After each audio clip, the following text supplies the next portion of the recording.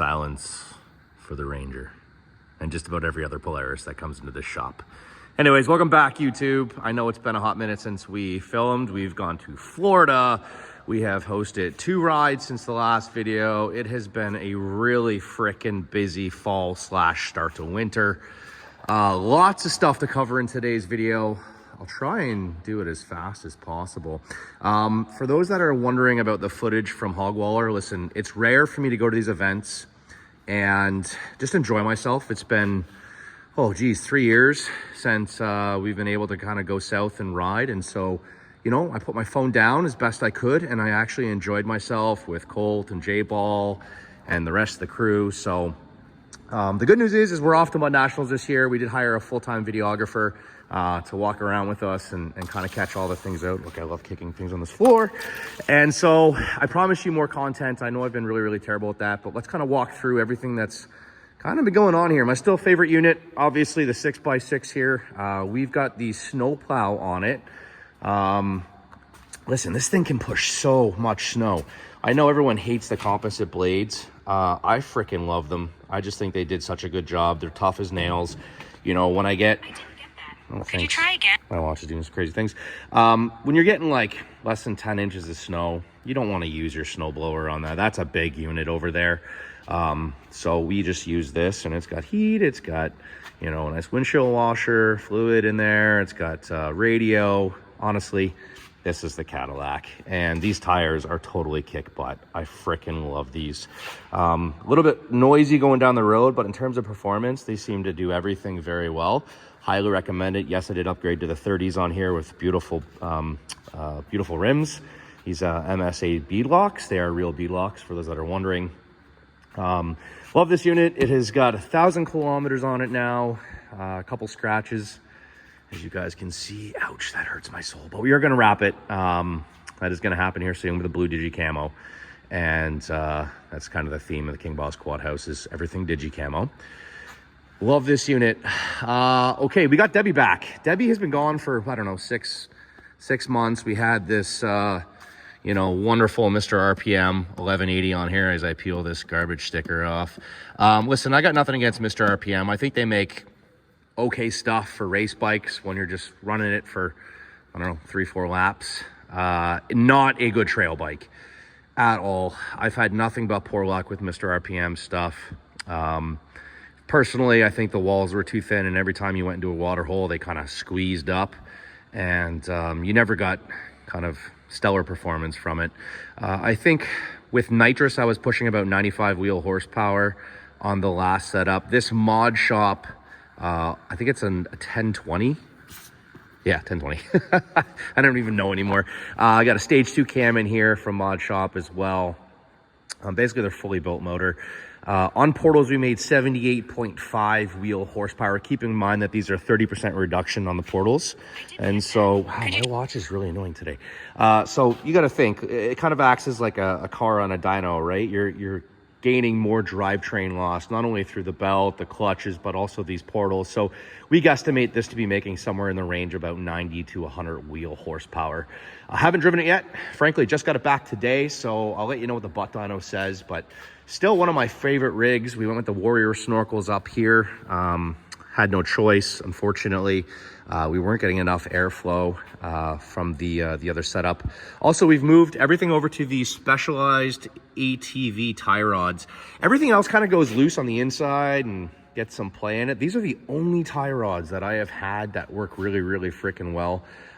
You put them on, you forget them. That's it.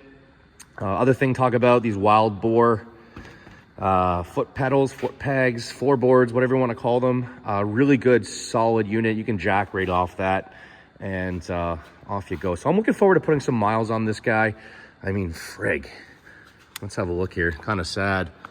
What do we got? Is it going to show us? Ooh, that's sad. That is sad. Less than 1,000 kilometers, and I've had this bike for 3 years. So that is that. We've got my Renegade on tracks. Coolest setup. Everybody was asked how do tracks work. Let me tell you, they are the best thing money can buy, especially up here in Muskoka. You'll notice we got the Specialized ATV tie rods on there as well. Awesome bike. fantastic bike. When we put this on the dyno though, we did everything in our power to try and make horsepower, and it was dead stuck, I think, at 68 wheel horsepower. Sometimes you get a good unit that can make jam, like this one here made a whole bunch of power. I think this made somewhere around 80, 75, 80, with just a basic power commander, so a dyno jet, and mine didn't. Both have the same clutches, CVT, excuse me. In a drag race, you wouldn't be able to tell, frankly. It's just a number, but yeah, looking forward to some snow on here. We've got the shop in a little bit of disarray here, folks. We've still got contractors in here. Lots going on. We'll talk about this Polaris XP here in a second. I think it's an XP Pro. I don't know anything about Polaris's, but my dad's bike.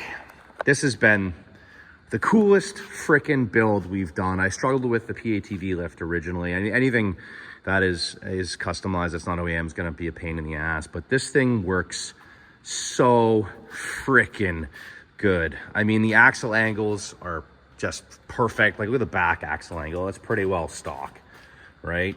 We just picked up, the only issue I had is the same issue you have with anything you put portals on.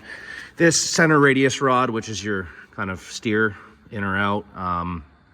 This, I actually put the, good grief, can't remember the name of them. You can get them on Super ATV's site. They basically act as a double shear system that stop these from loosening off. I was basically replacing a bolt every day because they get stretched out. This hopefully will tighten things up for us, and if not, we'll weld something custom onto there. But that is a really good add to this bike. Otherwise, we've really done nothing but add backup cameras, because you can't see anything out of these. Dad's got a new steering wheel. We put new seats in here for him, just freshen those up. Front windshield, he's getting old, doesn't like the cold. So that's all well and good. Moving on to the Defender. We are actually getting rid of the trucks, the truck tires. Listen, they're beautiful.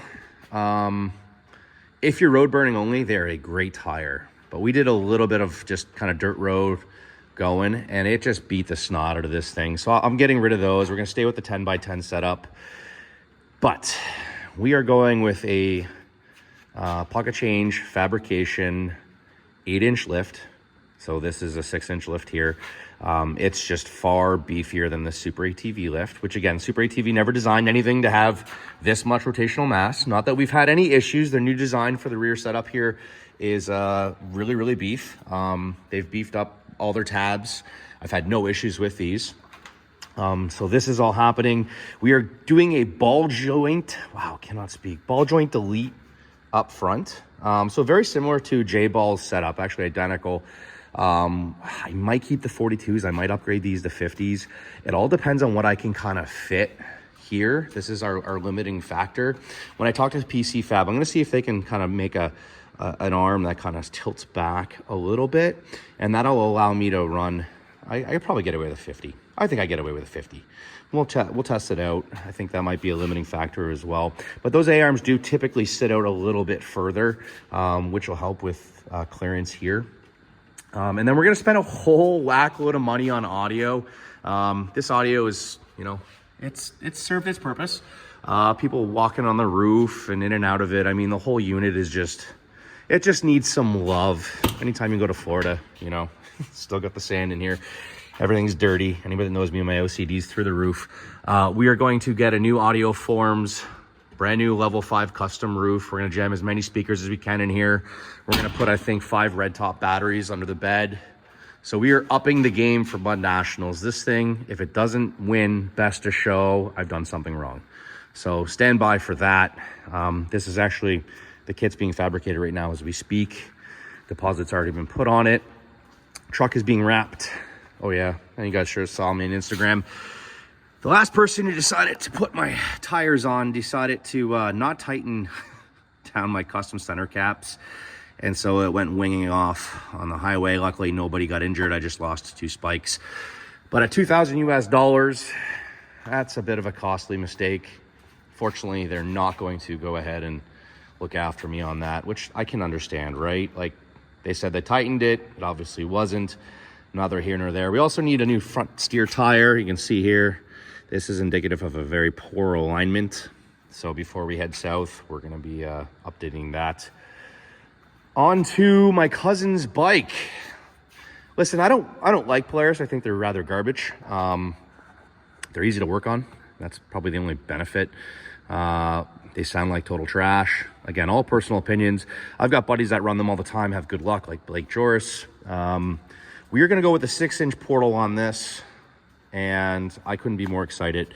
I think these things do really, really well on portals, kind of like Blake's has done. This machine needs a little bit of love in TLC, maybe some redesign of the snorkel system, which I might have a look at. But neither here nor there. This machine is going to be stout. I'm going to go with a 44 on this with the 6-inch portal. So what are these, 37s right now, or 35s? So you're going up at least another, I don't know, how's my math, 9, 10, 11, 12, a foot of, let's call it a foot of clearance on here. So this is going to be a pretty stellar bike. On to Megatron. So listen, I am running into an issue. As far as I'm concerned, Turner has changed their boot design. Like, that's not a terrible angle here. Either I'm cooking these, which I don't think I am, or their boots are just trash. I think it's the latter. Daniel has called me a few times and left messages. I just don't want to talk to him yet. Pretty angry about it. I've got new axles coming for these while these go out to be rebuilt. I never trust a cooked axle, at least shit that gets in there. So this guy, we ran into some major issues. As you can see, this tire is this way, this tire is this way. It is not the tie rods. If you can see here, I actually bent this 1/4-inch steel here. We noticed the bend when we were looking at this line here is straight, and this line over here has got the bump in it. See that? So they gusseted it, but obviously not ready for King Boss quad. I don't know what you guys are doing in America, but obviously not setting them like we do. Yeah, we bent that. So PATV's honoring this. I just got to drop the front swing arms, send them off on a skid, and they're going to do 1/2-inch steel on there and see if that's King Boss quad worthy. But looking forward to getting this back up and running. This was really the pinnacle of the show in Hog Waller. I don't even think I got my butt wet when I went through the gator hole. You know, these tires are amazing. Lots of flotation. Kind of got to be careful when you're going through a hole when you start water wheeling. I'll post a video up here.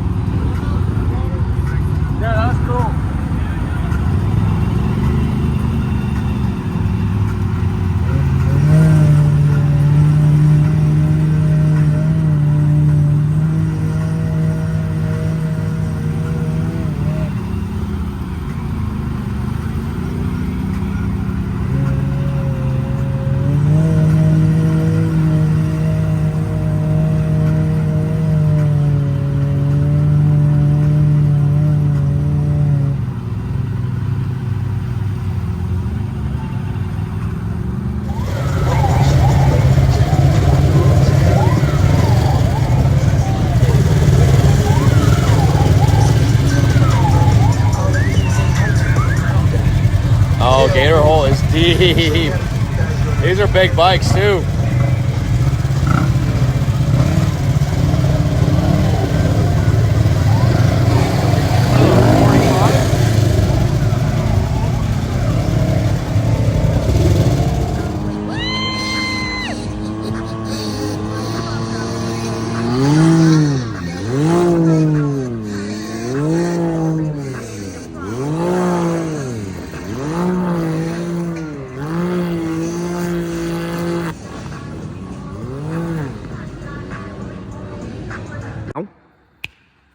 And back we are of this water wheeling, but you kind of really got to watch, you know, put your snorkels underwater. There was a moment when I was playing music and I hear my wake towers going under, and because I had it straight up, So you kind of got to be a little bit weary of that with this much flotation. Not a common problem, I would agree, but a problem I have nonetheless. At any rate, I got a brand new 850 backcountry coming, but we are getting these Arctic Cats freshened up. I broke my steering stem on this last year. We just ordered a new front clip for it. We got Matt's bike. This is the newest, most clapped out Renegade you'll ever find on the planet. Look at that, poor thing. I think the battery's even dead. And then we've got my neighbor's little Ranger here. He lives in a hunt camp down the road. Poor guy. He drives through a swamp to get home every day, then parks his side-by-side, not his fault. And it got so gummed up with ice, let this be a lesson to everybody, that obviously the axle wanted to turn, and the only thing that was able to let go was the ball joint and bent the A-arm here. So we called our good friends at Super ATV. They have shipped us off some really, really beef A-arms. He'll never have this issue ever again. We also went the Q300 ball joints. So really solid, really stellar setup on this here. Went again with a new axle since he blew his other one. Hello, Broom. There you go. Looking forward to getting this back together for him. He's been waiting some time, walking every day about 5 kilometers each way to get in and out. So I am really, really hopeful we can get this together before the holidays.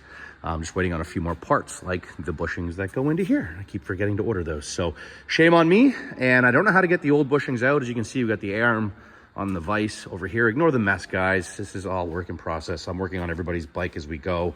But yeah, you can't get these out. I tried pressing them. I think new is the only way to go. Any rate, that is kind of the 15-minute or less update that we have here. The house is done. We're just working on Stephanie's wardrobe room up there, and then we're cladding the building come the new year while all these projects are going on. We did buy new gates. I'll show you guys what those look like here in a second. Also, I don't know if you guys saw the custom landscaping that we had done, but we had gotten a whole bunch of unilock in place. It's really cold here today. My watch is definitely doing something crazy. I don't know if you guys will be able to see it. We've got a bit of snow here today, but this does say King Boss Quad in fairly large letters. You can see the K-I-N-G. I think they did a phenomenal job of this. It just kind of sets the place off. We did some armor stone around the house. We got an outdoor kitchen going on over there. We've got septic beds in. We're getting ready to dig the pond in the next few weeks for the fire pond. And we've got some gates. Not all the locals love me, and not all the locals are welcome. So this is a deterrent for them to stay out of my business. Love the majority of you guys, but for you that are just randomly showing up, let this be your warning. You now have an 8-foot gate to contend with. We're gonna put a camera out there as well so that we can kind of see who's showing up. It is a daily occurrence. As much as you guys think that it's a random occurrence, it is daily that we get random people showing up. In fact, we get people walking into our actual house, which is a concern. So we have beefed up our security system. We've got 2 more cameras going in as we speak, but you can kind of see here everything we're looking at across the entire property. These are going to be for both gates on both sides of the driveways with an intercom system and a system that allows me to let people in. Obviously, delivery guys, always welcome. All right, folks, I am running out of voice. I have to run back to work. Somebody's got to pay for all this stuff, but stay tuned. I think the next update, you'll see my father-in-law's Mustang with a supercharger in it, which I'm very excited about.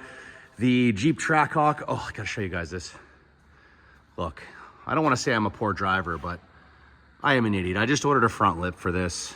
I always want a front lip. Now I have an idea, or now I have a reason to get one.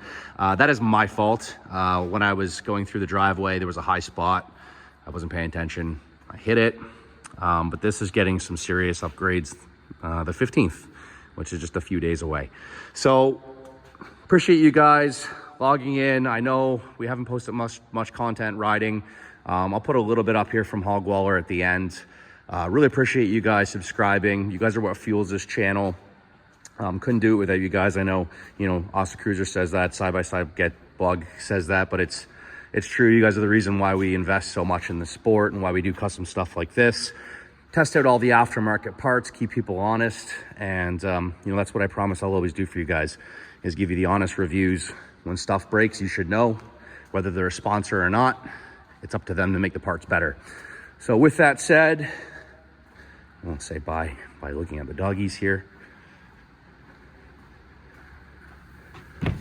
Dogs. Hi. King Boss Quad out.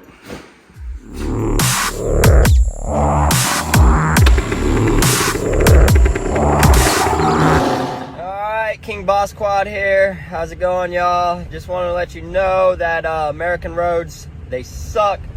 I lost an overpriced hubcap that has my name on it because I'm the king and everyone has to know. What else? So yeah, waffle